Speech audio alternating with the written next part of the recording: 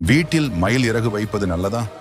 மயிலிறகை வீட்டில் எங்கு எப்படி வைத்தால் அளவில்லாத பலன்கள் கிடைக்கும் என்று பார்ப்போம் வாருங்கள். மயிர்பீலி, மயில் தோகை, மயிலிறகு என பல பெயர்களால் அழைக்கப்படும் மயிலிறகு அலங்கார பொருளாக மட்டுமின்றி